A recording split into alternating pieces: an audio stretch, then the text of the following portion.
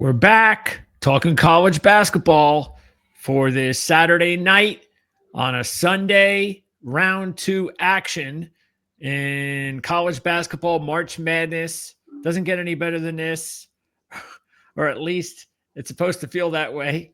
But as we said yesterday, Jim, this tournament seems to be a little bit different than many of the other tournaments that we probably have ever seen, that we could ever recall. There's that we haven't seen it that one shining moment yet, as they say. No major upsets, a couple here, a couple there, but for the most part, it is what it is. And some of these games are now starting to get pretty interesting. We got some good teams facing up against each other. Well,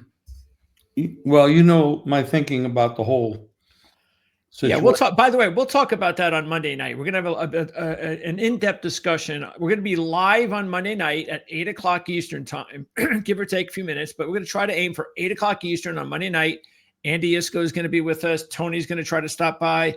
Jim and I will be there, of course. And one of the topics we're going to open up with is whether the NIL has killed mid-major college basketball. So we'll do that on Monday night because that could be a long discussion. Anyway. Not only NIL, but the portal, maybe. Yep. Mm-hmm. Well, yeah, that's hand in hand, but that's it. But what do you think about, anyway, some of the action, anything that has happened since the last time we spoke that could influence your analysis for the games tomorrow? Well, you seem to kind of feel the Big Ten is maybe a conference than originally thought. I mean, Michigan State, Wisconsin, they're all good. Illinois is good. Maryland's good. Purdue kicked ass. I mean, give me something to say negative about them. They're still playing second-round games. Michigan State, we're going to talk about that game. We're going to talk about who else we got today in Michigan State. We got Michigan State, Illinois, and Maryland to talk about in today's show. I mean, I'm not going to argue with anybody that says the SEC is good. I mean, I know they're good, but maybe there may be just as many quality teams in the Big Ten that people don't talk about or give enough credit to. Yeah, big win today for Michigan. And of course, there's Duke, who they beat everybody by 40 points. I mean, they're just killing people. Well, they haven't played anyone yet, so. Yeah, but they've done it all year. No, not necessarily. Remember, out of conference against the best teams on their schedule, they're basically just 500. No, we're going to have to go over that. I might have missed that. Because we're going to be talking about them. We talking about them today? In a minute. Oh, well, let's get right to it then. Let's take a look. Nice segue. Let's look at Baylor Duke.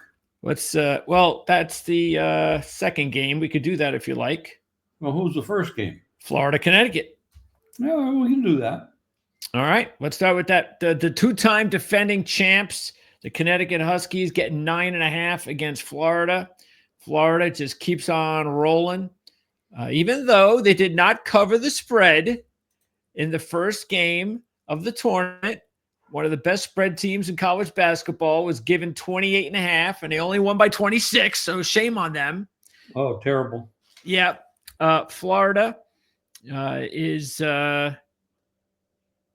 coming into this one, though, playing as good as anyone in the country. UConn, meanwhile, they had a tough one against Oklahoma, as we thought that they actually would. And Oklahoma's not a very good team. Well, they're not like Florida, but they were playing well down the stretch. Take a look at their rating. I mean, they're an 86. Well, no, I wouldn't say it like that, though. They're a good team, but they're not Florida. They're not a great team. No, they're an average team. Right. But they were playing hot. They had a really good stretch run. Oklahoma did. That game was tight throughout. But if you look at this game, UConn shot only 24% from three. And McNeely, considered potentially their best player, was 2 of 13. and only 1 of 8 from 3. He had 8 points. Now, you could look at that as, well, they won without him. Okay, absolutely, 100% you could look at it that way. Another way you could look at it as, if they get another game like that from McNeely against Florida, they're not even going to cover the spread. And then in the Oklahoma game, inside, Oklahoma shot 3 of 17 from three-point land, 18%. So that game was close, even though Oklahoma couldn't shoot for crap. And they only shot 32% from the field. Wow. And this is the last Big East team, I believe, right? Except the game that's going on right now. Creighton and Auburn. Marquette's out and St. John's is out. They're gone. So I don't know. Again, we kind of and Xavier's gone. We knew the Big Ten, the Big East wasn't, it's usually powerhouse kind of conference because UConn is not the team they were the last couple of years. But we'll see. Arkansas had no trouble with St. John's. Well, that's St. John's wasn't that best player. He was awful in the game. I mean, Arkansas was had a 13-point lead at one time. I mean, they really didn't struggle at all with them. Well, it finally caught up to St. John's was the fact that they kept getting behind early in games. Mm-hmm. And it's just they couldn't get out of this one. As far as UConn, they're an 8th seed. And according to Mark Lawrence, the Playbook newsletter, you can purchase that.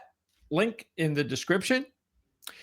11-4, 8 seeds in round 2 the last 4 years. 11-4 against the spread. 8 seeds, round 2.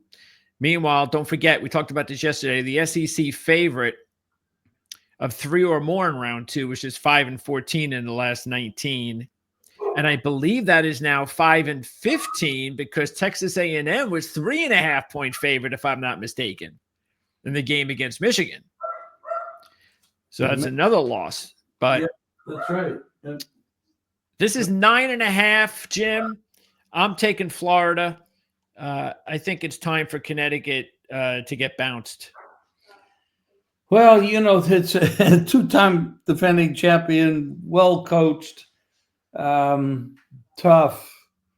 I mean, what is at their very best? If Connecticut plays their very best and Florida plays their very best, this game is not close. You're going to need Florida to play an off game. But I don't know that's going to happen. All right. Well, I'm going to take it. I'll give the 9. What about you? I haven't decided. Okay.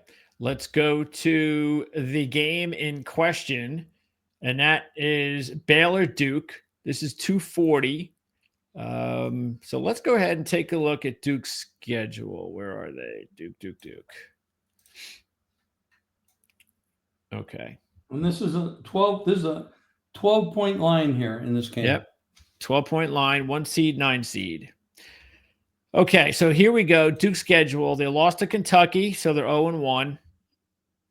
They beat Arizona, they're 1-1. They lost to Kansas, they're 1-2. They beat Auburn, they're 2-2. And that's it. That's what I said. They're 500. Non-conference. I mean, if you want to count this Illinois game, the way Illinois was playing, how banged up they were, I don't think so. But anyway, that's what I meant. I mean, it's and remember, the ACC stinks. All the ACC teams are out. I'm not saying that means Baylor's going to win, but I just can't. I don't think Duke's a national championship team, unless they get a break with the schedule. You never know. The brackets sometimes work out for you. They have the easiest bracket. If they can get to the Final Four, anything could happen. Especially if, let's say, Gonzaga upsets Houston, 1 seed, that could happen. And if it does happen, and anything could happen. Duke could go to the final. So what about this game? If you take the 2 dogs that we just talked about, you're getting a 21-22 points in total spread numbers in the first 2 games that we just talked about. in this round, I mean, that's enormous. Well, they're the 1 seeds, though. That's Duke and Florida. But they're enormous numbers. Enormous. And yet, I'm willing to give up the 9 with Florida. I'm going to take the 12 here, though, because of what we talked about with Baylor the other day. And that is that they just get involved in a lot of close games. They did it again. They got in another close game with Mississippi State, yet they won this time, a 3-point win. And, they've just had a ton of games where they've lost and won by like less than 5 points. So it's almost forcing me to say, okay, I'm just going to take the dogs in these 2 games because of the numbers. And it just is so incredible. And the numbers, they're not that far off, out of range for the power ratings and looking at them. And it's wow. It's either they're overrated or the underdogs just stink this year. It's what do you mean, in the tournament? Yeah, it's just the underdogs stink. There's no question about it. Yeah, but these aren't mid-major teams. No. That's why we're now getting to the point where we are playing. Yeah, those things aren't happening anymore. So mid-majors are pretty well dead. But again, these are the 1 seeds. So if your 1 seed is not a 9-point favorite or 10-point favorite in round 2, something's wrong with a 1 seed. Come on, it's a 1 seed. They got to be a big favorite in round 2. Okay. That's what I say, but I don't know. I might be wrong. Duke is 23-12 against the spread. Baylor is 12-18 against the spread. And check this out. Baylor in the game against Mississippi State, they shot 25% from 3. How much? 25% from 3. And Mississippi State shot 50% from the field. And Baylor beat them. One key reason they beat them, they had 10 steals in the game. Wow. Baylor's on a run of 4-4 straight up in their last 8. You probably go, well, that's not great. Well, but again, most of those games are tough competition. And keep in mind, all 4 of those losses were by a combined 10 points. So again, they get into a lot of close games. And if they can get this game close, then they might have the edge because they're used to playing close games. Duke's not. But that's the hard part, getting to making a close game. Cooper Flagg, I was surprised that he actually played the second most minutes. He played 22 minutes in the round 1 blowout. Not sure why, but I guess the coach had a reason. Getting them back into shape. So do you have a pick on that game before we move on? Not yet. No. Not yet. Once again. Okay, let's go to the next game, and that is going to be at 5:15, Illinois, Kentucky. And once again, I just love the schedule makers. I like this one. I will like this one. I do like this one. Okay. Well, Illinois is a 1.5-point favorite. Illinois with the win in the first round over Xavier. And check this out. Illinois shot 48% from the field, 40% from the 3-point line, and they are the 315th ranked 3-point shooting team in the country. And they shot 40% in the round 1 game, Xavier. They are a bad turnover margin team. Okay, so keep that in mind. And they did lose that stat to Xavier, 14-5. So that is something to keep an eye on. And by the way, Kentucky is not a good turnover margin team either. They're at 259. So these are a couple of bad turnover margin teams. But Illinois also went 18 of 18 from the free throw line. Now, they're a good free throw shooting team, but 18 of 18 from the free throw line, 40% from 3, and they're not a good 3-point shooting team. And so they beat Xavier in round 1. They've won 5 out of 6 straight up and against the spread. Kentucky blew out Troy by 19 because Troy's one of those mid-majors we talked about that just sucked this year. So who do you like in this one? You like the game, you said. Who you going with? I'm on Illinois strong. Strong. Jim's got this affinity for the Big Ten, boys. No, come on, not always. Well, right now you do. It's I'm very show. I'm not that high in Kentucky. And I know when Illinois is healthy and they play to their best, they're capable of beating anyone. Yeah, both of these teams are probably the biggest Jekyll Hyde teams in the entire country. Correct. They get blown out, and they've also have the capability of playing great ball and beating really good teams. Kentucky's beaten a bunch of really good teams this year, and Illinois has blown out a bunch of good teams. They just blew out Michigan a couple of weeks ago by like 20 at Michigan. So you're going with Illinois minus the 1. Yes. Well, yeah. Okay, you're going to take the money line now. It's the same thing. Yeah. I'll be on the money line. Okay. Next matchup, St. Mary's in Alabama. This is a 5.5-point spread. And St. Mary's has won 9 out of 10, even though they've dropped 5 straight covers. They had a 3-point win over Vandy, another SEC team. They trailed by 7 at the half. So give St. Mary's credit. They got going there in the second half, and they had a problem because their best player had 4 fouls for a big point in the game. And that was a big problem. And yet, matter of fact, Marcelonis, the player of the year in the WCC, had foul trouble, and he turned over the ball 5 times in the game against Vandy. What is it? The second leading scorer, Marsoukas. I don't know how to pronounce this guy's name. Anyway, I think it's Marsoukas, something like that. In his last 2 games, okay, he had 4 against Vandy, none against Gonzaga, for a combined 1 of 16 from the field, missing 7 3-pointers.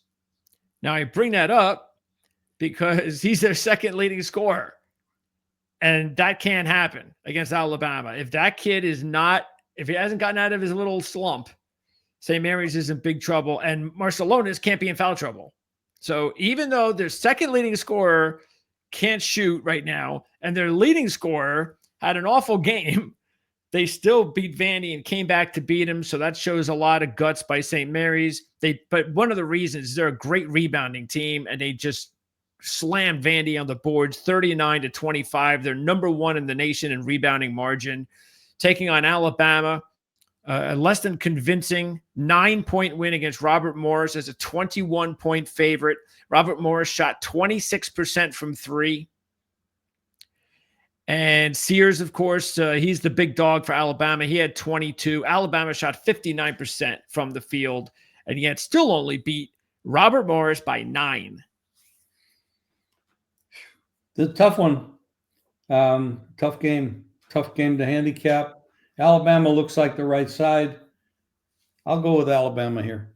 Okay, I'm taking St. Mary's. This was my pick before the tournament. I just think this is a different St. Mary's team. Let's see if they can prove that. They're very well coached. They will try to control the tempo. They'll try to you slow this game down. And you slow Alabama down, that's going to take some doing because, man, can they score points? They're up and down the floor, and they are firing. Well, the good thing for St. Mary's is they've played an Alabama 3 times this year, and that's being Gonzaga. So they kind of have that MO of what you need to do to beat a high-flying offensive team. So let's see whether they could do that against Alabama. Very good point, because Gonzaga is a very, very highly rated, power-rated team, just like Alabama is. And St. Mary's was able to handle them 2 out of 3 times. So that is a feather in their cap, and that is what they got to hang their hat on. Okay, let's now talk about the remaining 4 games.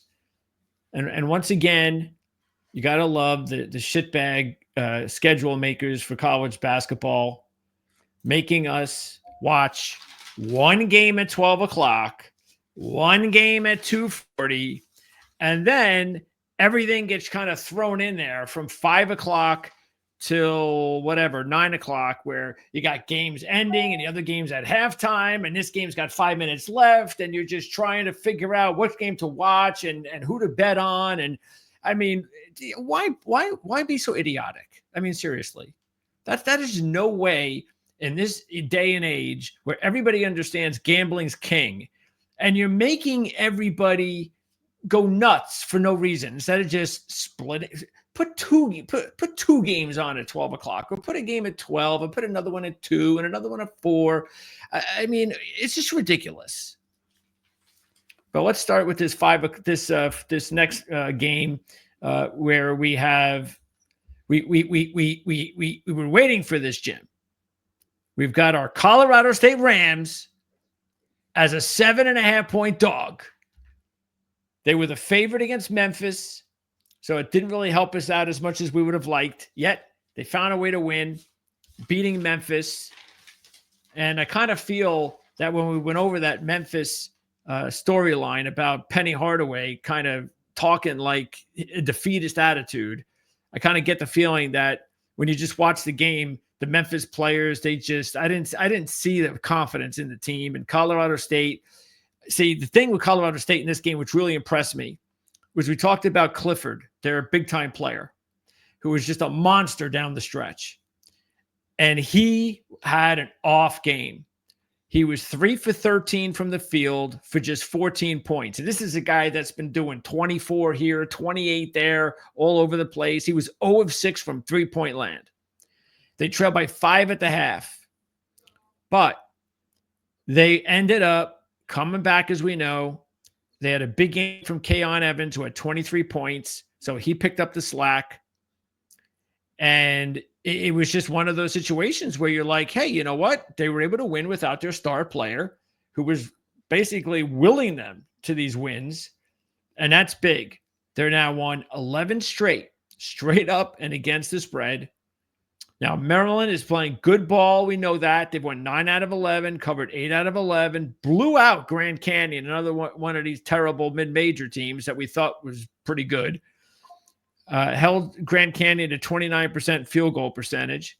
Maryland shot 51% from the field, 44% from three-point land. But this could be key. They were only 50% from the free throw line, 12 for 24. So it didn't hurt them against Grand Canyon, but you don't want to do that if it's a close game. What's their norm on free? They're just an average team. You know, they're not that bad and they're not that good. They're just average. Free throws, yeah. Colorado State's actually one of the better free throw teams in the country. So if it comes down to free throws towards the end of the game or the game in general, you know, point here, point there, that could matter big. Oh, yeah. Maryland is just, and I got this, of course, in the newsletter. Maryland is 1-8 straight up in their last 9 round 2 tournament games. 1-8 straight up. There is an edge here for Maryland, and that is going to be turnover margin. Colorado State is only 230th in the nation in turnover margin, but you know what? Against Memphis, they won the turnover margin 16-9. Another big reason they were able to beat Memphis. So they turned that around. Maryland is 13th in the nation in turnover margin. They beat Canyon 13-8 in that one. So if Colorado State can find a way to hang around with Maryland with that turnover margin stat, that could be a big deal for Colorado State in this one. They're getting 7.5. Look, this is a game that, in my opinion, Colorado State can easily win. Nobody will be surprised if they win this game. Therefore, the 7.5 is an easy take. The number is right. Taking Colorado State's probably the right answer here. I'm not thrilled with it, but it's a marginal play. But I would lean Colorado State. Well, let's just put it this way, Jimothy. If you went the other way and took Maryland, and Colorado State won and went 12-0 straight up and against the spread in their last 12, shame on you. Shame on you. Well, thank you for that encouragement. That doesn't mean you can't stay away from the game, of course, but going the opposite side, especially after you've probably cashed like the last 5 games from them on this hot streak, that would be ballsy. You can't expect me to be loyal to them. They don't know me. No, that's what I'm saying. You stay away or you take Colorado State. I'm gonna take Colorado State. I'm gonna see if I can find myself an 8. Okay. I probably. By the way, this is a stat that you want to keep in mind for these next 2 games because the next game is also Mountain West. We kind of talked about that yesterday. That the Mountain West is actually it's going to be the game we're going to talk about in just a little while, and that's the fact that the Mountain West 3-13 against the spread is dogs in round 2. The last 16 round 2 NCAA tournament. Both Mountain West Conference teams are dogs in this one. Well, they rarely get to round 2 because they usually get blown out in round 1. But next up, we have Ole Miss and Iowa State. And Iowa State, even without Gilbert, had an easy win against one of those other crappy mid-majors, Lipscomb. They shot 58% in a 27-point win. Ole Miss beating North Carolina. They were up huge, 18 at the half. They shot 40% from 3, so that helped. But North Carolina made it a game. It's close down at the end. But Ole Miss was able to hold them off. And R.J. Davis, who is like the god for North Carolina for the past 5 years, he played pretty poorly. He shot 6 of 17, 1 of 8 from 3, and yet he led the team with 15 points. So that was it right there. You know, their top player let him down. North Carolina proved to everybody that they were just a one trick. We're going to show everybody that we're not so we deserve to be in this tournament, but that's just for one game. And they were playing a bad team, a team that struggled down the stretch. Ole Miss is an SEC team, but now we're playing Big 12 Iowa State, and I'm going to give the 5.5. I'm taking Iowa State minus the 5. I agree. I'm on Iowa State as well. Iowa State has had their moments this year with injuries. They still have a guy out. Was it Gilbert? Yep. Still out? Yeah, I mean right now, but keep an eye on it. You know, check tomorrow. I like Iowa State in this game. I think their peak is a little bit higher than what Mississippi is. Yeah. And yeah, this is definitely a play for me. Yeah. Yeah, Iowa State has firepower to be a really good basketball team. So where are they in this bracket? Iowa State. There they are. Okay. So they would be playing Michigan State if all goes well for them. All right. Speaking of Michigan State, that's the next one. Another Mountain West team against New Mexico. And interesting here, you have the Mountain West regular season champs against the Big Ten regular season champs. New Mexico has been the best team all season, winning that conference for a reason. This is Richard Pitino's team. His dad's out. He's still alive. New Mexico remember we mentioned against, what was it? Who'd they play? Marquette. We mentioned that they had 2 big players to keep an eye on, Dent and Joseph. And they both had big games. Dent had 21. Joseph had 19. Looking at the stats, New Mexico went 18 of 21 from the free throw line, while Marquette went just 7 of 12. So New Mexico State dominated at the free throw line, and they also beat them on the boards, 34-25. They had a 9-point win against Marquette, and when they faced Michigan State, keep an eye on the one stat that New Mexico is going to try to win on, and that's turnover margin. They're 15th in the nation. Michigan State is 205th. Matter of fact, Michigan State is not only 205th in the nation in turnover margin, they lost the turnover margin to Bryant, 11-7, even though they beat Bryant handily. Michigan State still playing great ball, 9-1, straight up ATS last 10, including the 25-point win against Bryant. And yet that was a 5-point game at the half until Michigan State blew them out in the second half. 7.5, Jim. Who do you like? I'm on the favorite, Michigan State. You see, I like it. I like this this Big Ten thing you're on. It might work. It might just work. Well, I make the game year to date 7. Except you did go with Colorado State over Maryland. So, well, yeah, you forced. So you're 2. So you're 2-1. Michigan State has a higher ceiling. I am not in love with the Mountain West. I see flaws in their game. I saw flaws in both even both of them won. I saw flaws in their game. I watched both games very carefully. Taking Colorado State over Maryland is not easy for me because, Maryland is very, very good. But I think the number is right to take it in that game. Number-wise, I have no other – like I said, I'm looking for an 8. I'm going to try to grab an 8.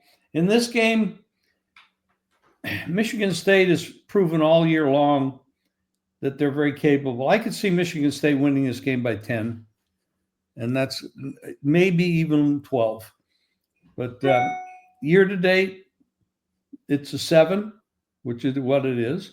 But I think it can stretch it out. And both Colorado State and New Mexico both showed to me in their games that there was a flaw. And I think Michigan State is more apt to take advantage of it. So that's why I'm going with Michigan State. Well, this is another dumb job by the committee scheduling. Again, it just shows you the difference between, say, the NFL and college basketball, that the NFL understands how gambling's king, and they would never do something stupid like this, where you have 2 Mountain West teams playing 2 Big Ten teams, and you know what? We're just going to kind of put them around the same time so you can't analyze the first game and then bet on the second game. Now, you can do live betting, but it's just dumb. It would be so much easier if let's watch the Colorado State game first. Hey, what if they beat Maryland? Well, then all of a sudden I might think a lot differently about New Mexico against Michigan State, or vice versa. Maryland blows out Colorado State. Well, hey, now I'm all over Michigan State maybe. I want to talk to the people about live betting. I'll bring up, we need to dig into this in one of our shows. Yep. We need to get Andy involved and Mark and Tony and all that. Like, there's a game today, McNeese. They got killed, of course, but they were never really in it. They lost by 14. But here's the point. Taking McNeese, who's losing their coach and probably a couple players going to North Carolina later, or State, that is, they got blown out. They were never really in the game. However, during the game, the in-game line was 20. 20. I jumped all over that thing. All over it. I jumped on that thing. So there's a lot of people in my world, in the professional betting world, that think you're actually better off. And they use the word pre-flop. That means betting the game before it starts. A lot of them don't even want to bet before the game starts. They just want to do in-game betting, whether it be totals or sides. I took 20. Well, why did you and we're not going to get too much into this, but specifically just for that game, why did you think that when you took 20, what point of the game was it, and why was it a good bet? Well, they were down, I think 19. Okay. They were down 19 or 21 at the time the number posted. But you got to look at the original number, and you got to say, okay, Purdue's up this many points. It's early in the first half. Are they going to really just pour it on and win the game by 40 when they have a game in a couple? They were up by 20 in the first half. Yeah, yeah. Okay. Oh, yeah. Yeah, there was a blowout. It was totally never even – this is another mid-major fake fraud. That's all. Sure. Uh-huh. And we can go into that when you want to, but that's all Monday the night. NIL and the portal and all that shit. It's going to ruin college basketball. Okay. I'm going to All make right. So that made sense. make a statement ahead of that meeting. So basically, Instead of expanding the NCAA, I know we'll talk about it on Monday. I know. you need to contract it. It needs to go back to 30. Well, at this point, yeah, if they're going to keep doing this nonsense, because yeah. these mid-majors are never going to be within 20 points of the other team, ever. It's not going to happen. Well, again, don't forget, because I know a lot of you viewers, you're probably going to forget. I'm not blaming you, because a lot of you guys, this is not what you do for a living. It is what we do for a living. Trust me, when we will remind you next tournament. It'll be the big story for us next tournament. We're going to take a look at, we don't even know what the stats are, but we know it's going to be monumental regarding the favorites and the dogs in the first round of the NCAA tournament next year based on this year. And that's something that you're going to make a lot of money on next year because this isn't changing. So, but that's the point though, is that what you're saying is if you see a line in a game, let's say it's a single digit line and it's in the first half and the favorite goes off and is now covering that line by more than 10 or 15 points, what you're saying is normally it's a good play to go with the dog at that point because the line is going to be inflated. And you look at the other conditions. It's not like they're playing today and they're not going to play for a week. They're going to play a very important game in a couple days. They know they got this team buried. They know they can't match up with them. They're not very likely not going to pour it on. Now, there are other mentalities out there, and it comes down to the coach. But the coach for Duke might go and say, okay, we're going to score 100 and we're going to beat them by 60. But you're not going to bet against Duke in that situation because of the way they play. They never give up. They never take their foot off the gas. But Purdue does. Then they will. So okay. It was I took 20. I lost by 14, so I cashed my ticket. But this we have to get into this because we will. Yeah, it's basically that'll be a good show. Proline TV is all about teaching people about different things. And that's what the summertime is going to be about because at some point the NHL playoffs are going to end, the NBA playoffs are going to end. There's not going to be any college basketball. Yeah, there'll still be horse racing, NASCAR, and golf and baseball, but that's when it's going to be the slowest. Like right around the end of June, July, just before NFL training camp begins. That's like the deadest time of year for sports. June, July-ish. That's when we're going to attack a lot of these special shows. And Greg's favorite sport to bet, WNBA. That's his favorite sport to bet. Yeah. Come on. You got to respond to that. Yeah. No, I won't. Okay, so let's wrap it up with Oregon, Arizona. And we've got a battle of the old Pac-12 here. Big 10 Oregon and Big 12 Arizona. How silly that sounds. So interesting that they've matched these two teams up in round 2, and it's an excellent matchup. Arizona is a 3.5-point favorite, and by the way, which is why this is like the late game. So this is a good game. Oregon has won 9 out of 10 coming into this one, including a 29-point win over another mid-major fraud. They shot 54% in that game, 48% from 3. But Arizona was equally strong against mid-major fraud Akron, winning that by 28. So they won by a combined 57 points, these two teams in round 1, against 2 mid-major frauds. And Arizona also shot 57% from the field and 48% from 3. Big play on this game. Love this play. Arizona's a 3.5-point favorite. By the way, as far as the newsletter is concerned, Arizona has won 8 straight round 2 games. And I'm sure this is one of the situations where Mark is going to say, well, that's interesting. How about anything else? Well, I'm going to give you something else from Mark's newsletter. 5 seeds that are dogs are 3-12 against the spread the last 14 years in round 2. But I'm going to give you another newsletter tidbit from Mark that favors Arizona. The 4 seed favored by 5 or less in round 2 is 10-2 against the spread the last 7 years. So I can guarantee you guarantee you that Mark is taking Arizona against Oregon in this one. Who Yet are I'm taking Oregon. who are the coaches? Who are the coaches in this game? You've got Lloyd for Arizona, and you've got Danny Altman, who's been a head coach at Oregon for a very long time, a very successful head coach. He's a Final Four head coach. And it's actually one of the reasons I like Oregon in this matchup. I think Oregon's a very dangerous tournament team. I like Oregon a lot. I really do. I like them a lot in this game. I really do. I make Oregon the favorite. I do not agree. I do not agree with the line at all. That's another Big Ten team. This is a game where if you looked at the whole year, Arizona would be 1-point favorite. If you look at the last group of games, Oregon's a 5-point favorite. That's all I need right there. And then I got this Dana Altman, who is a really good, experienced head coach. Now, I'm not saying anything negative about Lloyd, but I really like Oregon stepping up here. Really.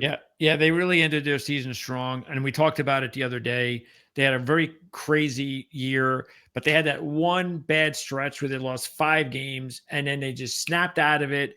And ever since, they've won 9 out of 10. The only loss to the Big Ten champs, Michigan State, in the tournament. They're a team that won that early tournament at the beginning of the season, beating good teams, SEC teams. And yes, this is a very dangerous Oregon team. Arizona has been playing good ball too. This is not a bad Arizona team, but their coach, he's a good coach. He's done a great job recruiting there so far. But he does not have the resume, and he can't, because Altman has just been doing this for a long time. So, by the way, there's a lot of other teams that are playing in other tournaments as well. We have not been talking about them. Why, do you have like a game that you wanted to zero in on, like one game? There's a lot of them. I'm a little pressed for time tonight. Well, you don't have like one game? Well, I can. Hold on one second. There's one team that I'm going to back, and I don't know what tournament they're in, but it is, where are they? Just right here, Stanford. Okay, Stanford's playing at home. These are home games, by the way. These are not neutral like the NCAA. These are home games. Although there are tournaments where they are playing in Vegas. There's actually a Vegas tournament that starts this year. Yeah, that's ridiculous. I know. It starts like the week of the Final Four, which is just ridiculous. Well, it's all about money, Greg. So, I can't wait to find out who's in that and like which players. Well, if I had my screen up, I could tell you, but they're all listed and there's lines up for all of them already. So, I would warn everybody out there, do not bet any of those games until the day of the games. You have no idea if any of these kids are going to leave. None. So when does the portal opens this week, doesn't it? Yeah, the portal will be open. Kids can leave. It'll be like the bowls. Give me a number of how many kids are going to move. Well, I mean, hundreds moved last year. So I can't imagine. I mean, it's going to happen again. I talked to a retired coach. He says it's going to be 1,000. Yeah. So 1,000 kids. You've got what, 350 teams in Division I. You're going to have Division II kids. Keep in mind, Drake, that was a coach that was a highly successful Division II coach who took his 4 best Division II players on that team to Drake with him. And that is the Drake team that won over 30 games. Division II players. So they're even going down in Division II basketball and bringing those guys up to Division I, to the mid-major level. So I always hated that the kids were basically treated like slaves. They made the schools a lot of money. I'm so happy that they have some freedom now to move around and do some things. But God damn it, they have to have some regulation on this, because you just can't go crazy like this. I don't mind I don't care how much you pay them or how much but somehow there has to be some regulation. This is awful. Yeah, they'll do it. It's just going to take time. Okay, so who do you like? Give me a game. You want one game. I'm going to give you one game. Okay. I'm going to give you one game. Okay. To play in this group. In the games that no one would it's tomorrow. Watch if it wasn't for gambling. No, of course. What else is there in life? Nothing. I mean, every day is like you gamble every day. You go to bed, you don't know if you're getting up. It's a gamble. The whole thing's a damn thing gamble. Well, I'm So, not putting money on it. I bet on myself every night. I put Do a you have odds? Can I take him? bet. What are they? Arkansas State over North Texas this week. Game 877 on the schedule. Take Why? Arkansas State. My ratings say to take them. That's why. Yeah, Arkansas State was the team that we talked about that had good non-conference games. Here they are. Let's see. Well, they beat Memphis on the road, and they had a closer than expected game against Alabama on the road. They only lost by 9 as a 25-point dog. Hey, that sounds kind of familiar. Alabama as a 25-point favorite, only winning by 9. That's exactly who they are. Right? That's what happened to Robert Morris. So anyway, yeah. And they lost to Troy, which sucks now because Troy did not compete against Kentucky. It would have been nice to see Arkansas State in that game, but it is what it is. All right, so you like Arkansas State against North Texas. That's right. What's the line? 4.5. Okay. Is that what it is? Okay. Yep. All right, so let me go through the picks. I'm going to add Arkansas State in there. Let's see, Arkansas State plus 4.5. All right, so I'm taking Florida minus the 9. You're staying away. Let's see. Are you staying away from that Duke game, or are you taking Baylor too? I'm on Baylor. Okay, so we're both on Baylor plus 12. Yeah. Next one. Jim has got Illinois 1 against Kentucky. Correct. St. Mary's, we are going to go up head-to-head against each other. Yeah, I have St. Mary's, and you have that one. And you have Alabama. What's the spread on that one again? What's the spread in that one? Alabama, 5.5. Okay, 5.5. So Jim's giving 5. I'm getting 6. Next, we both have Colorado State plus 8. If Colorado State covers, Jim will thank me. If Maryland blows out Colorado State, Jim will blame it on me. Absolutely. Okay, that's what I'm saying. So New Mexico, Michigan State. This is another one that we're going to go against each other. Jim's got Michigan State minus 7. I'm going to roll with the Mountain West and probably regret it, taking both Mountain West teams. Moving on. We both have Iowa State minus 5 against Ole Miss. Yes. And we both have Oregon plus 4 against Arizona. And don't forget Arkansas State. And Arkansas State getting 5 against North Texas. The whatever tournament. This is fun. It's a fun time. I love it. And we are going to be back again to not Sunday. Okay. So we're actually going to get a day off. Hey. But we'll be back on Monday night. We're going to do an early Sweet 16 preview with Andy Isco. Tony's going to pop in probably at the last minute, but Tony will pop in when he can. So we're going to look at the Sweet 16. We're going to give early indication of who we like, and we're going to open the live broadcast talking about NIL and transfer portal and why it really will ruin mid-majors. So we're going to talk about that Monday night. 4 handicappers, 3 and me. And then we'll be back for the Playbook ATS podcast later in the week on Wednesday. I believe we're back on Wednesday. No, I think we are. Monday is the 24th. Is that correct? Correct. Okay. We're going at 5. Correct. I have a commitment at 6.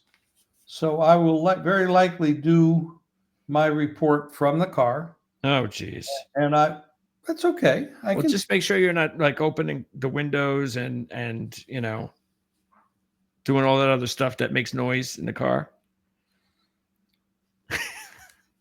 You're very demanding. Go ahead. You're like getting married.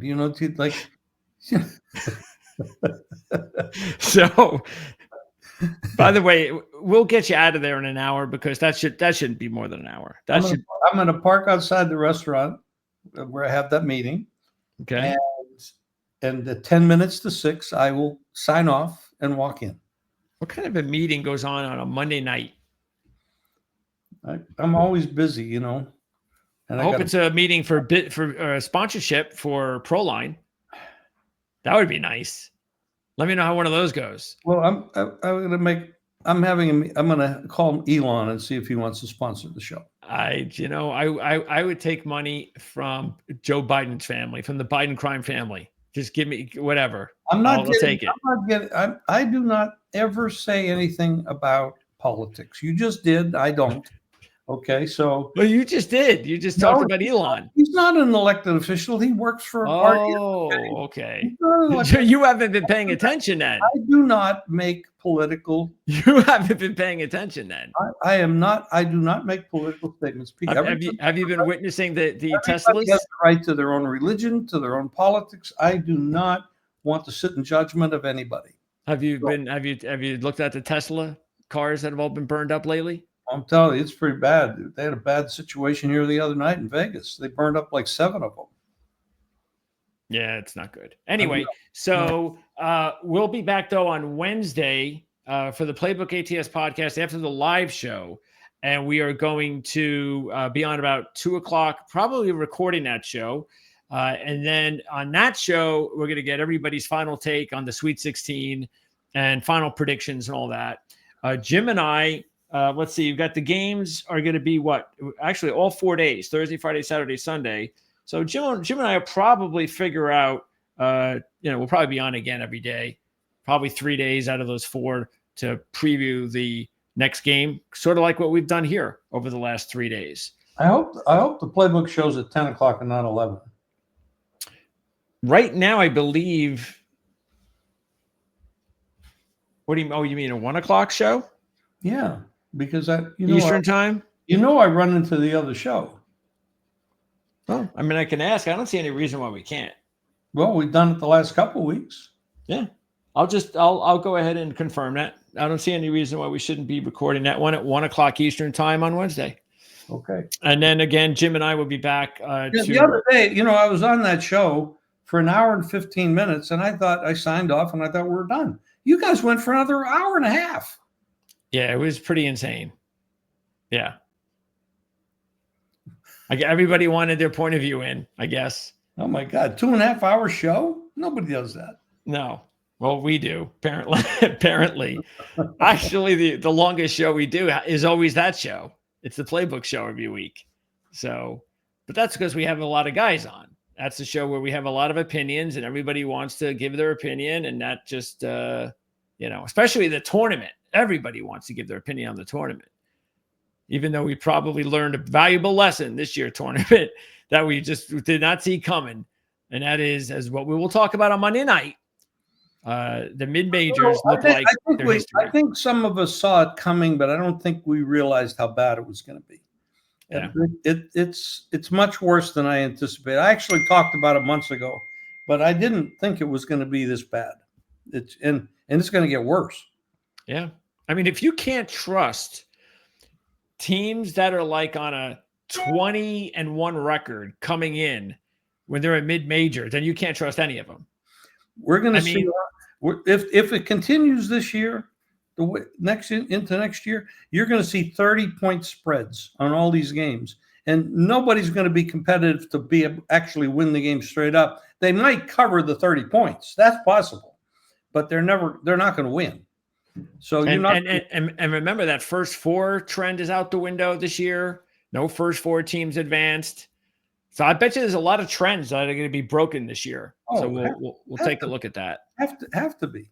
And then of course Mark will have his Sweet 16 newsletter package out, and I'm guessing it'll be out probably by. I know it'll be out by the time we do the Playbook show on Wednesday. Is he in the dungeon again? He'll be in the dungeon again on probably as early as Sunday night again.